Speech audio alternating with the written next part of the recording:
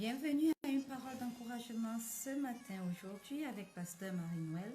Et nous lisons dans le livre de Matthieu, le chapitre 6, le verset 21. Nous allons lire le chapitre 6 du verset 19 au verset 21. Il est écrit: Ne vous amassez pas des trésors sur la terre, où la teigne et la rouille détruisent, et où les voleurs percent et dérobent.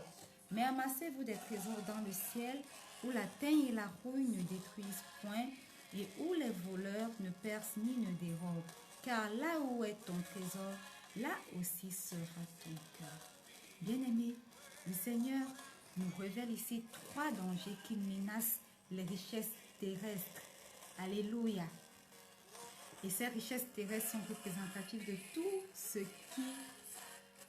ces trois dangers sont représentatifs de tout ce qui détruit les possessions matérielles. Voyez-vous, il dit, ne vous amassez pas des trésors sur la terre. Bien-aimés, n'amassons pas des richesses terrestres. Jésus recommande d'utiliser les bénéfices financiers que nous avons pour son œuvre. Alléluia. Il nous recommande de les utiliser de la manière la plus sage possible. Ne nous évertuons pas à trop amasser sur cette terre. Ne nous évertuons pas à posséder plus que ce qu'il en faut sur cette terre. Alléluia. Amen. Et il dit, où la teigne et la rouille détruisent. Voyez-vous, les maisons palestiniennes à l'époque étaient généralement faites par des torchis faciles à percer. Et on pouvait aussi creuser des trous sous le mur, sous les murs pour y pénétrer. Alléluia. Et voyez-vous, où la teigne et la rouille détruisent.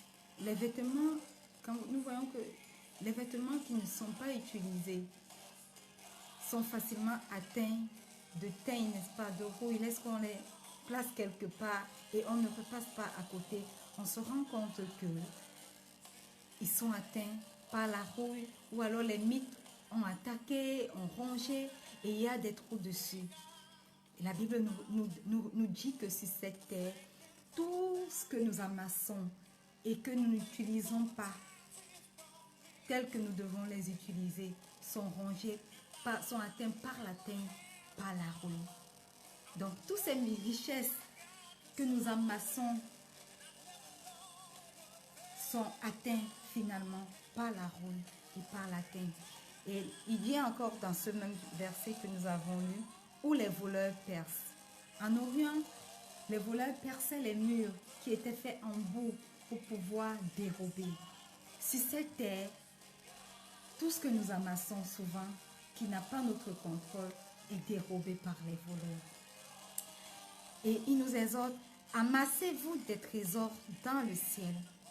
Parce que quoi? Parce que c'est le seul moyen de préserver nos richesses. C'est le seul moyen de retrouver des richesses, d'amasser des richesses qui ne connaissent pas les attaques de la teigne, qui ne connaissent pas les attaques de la rouille. C'est le seul endroit où nous pouvons amasser autant de richesses qu'on peut sans avoir peur de se les voir dérober. Là où est ton trésor, là aussi sera ton cœur. Et c'est une déclaration de vérité, n'est-ce pas? Là où nous avons gardé beaucoup de choses, la plupart du temps, c'est là où notre pensée va souvent. C'est là où c'est le centre, ça devient le centre de nos pensées. Alors, il est préférable pour nous, enfants de Dieu, d'amasser les richesses au ciel. Alors, quand nous le ferons, nos pensées seront constamment tirées, tournées vers les choses célestes et non plus vers les choses terrestres. Car là où est ton trésor, là aussi sera ton cœur. Il y a des richesses, il y a des trésors dans le ciel, bien-aimés.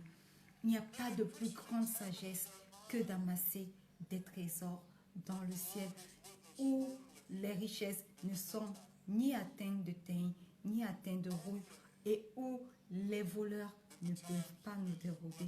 Alors, ma parole d'encouragement pour vous aujourd'hui, c'est que malgré les aléas de ce monde, nous avons l'espérance de disposer d'un mélange incorruptible de richesses, de trésors dans les cieux.